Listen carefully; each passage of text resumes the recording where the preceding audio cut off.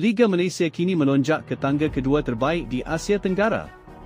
Perkembangan positif ini membuktikan kualiti saingan liga tempatan semakin meningkat dan semakin dihormati di peringkat serantau. Presiden Malaysia Football League, MFL, Dato' Abdul Ghani Hassan mengesahkan bahawa Liga Malaysia kini berada di kedudukan ke-11 daripada 47 liga di Asia. Manakala bagi zon Asia Timur pula, Liga Malaysia berada di tangga ke-10 daripada 22 liga keseluruhan. Paling membanggakan, daripada 12 liga di Asia Tenggara, Liga Malaysia kini berada di tempat kedua terbaik.